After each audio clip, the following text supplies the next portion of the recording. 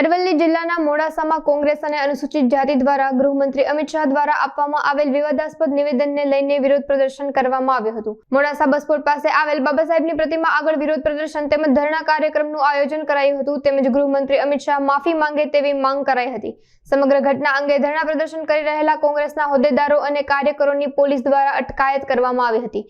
વિરોધ પ્રદર્શન કાર્યક્રમમાં મોટી સંખ્યામાં હોદ્દેદારો અને કાર્યકર્તાઓ જોડાયા હતા।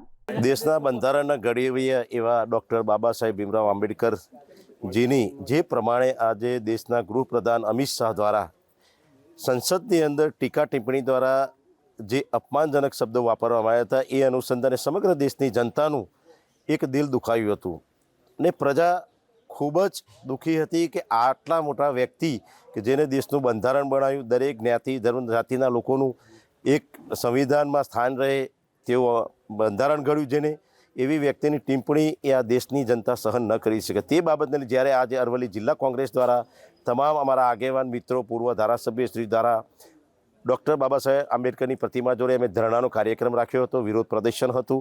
તે દરમિયાન આજે પોલીસ દ્વારા અમારી ધરપકડ કરવામાં આવી છે અને અમિત શાહ રાજીનામું નહીં માગે ત્યાં સુધી આ લડત અમારી આ દેશની જનતાની ચાલુ રહેશે। કોંગ્રેસ પાર્ટી દ્વારા આજે સખત શબ્દોની અંદર અમે અમિત શાહ માફી માગે તેવી માગણી કરી રહ્યા છીએ। બલભદ્રસિંહ ચંપાવત એડવોકેટ, પૂર્વ પ્રમુખ ભિલોડા તાલુકા કોંગ્રેસ સમિતિ।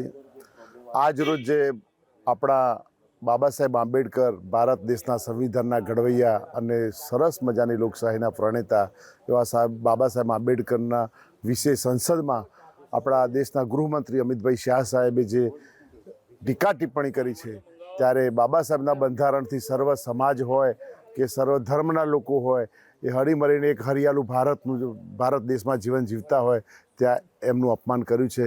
એ અપમાન કોઈ પણ સમાજનો વ્યક્તિ બાબા સાહેબનું, મહાપુરુષનું અપમાન ક્યારેય પણ સહન થઈ શકે તેમ નથી।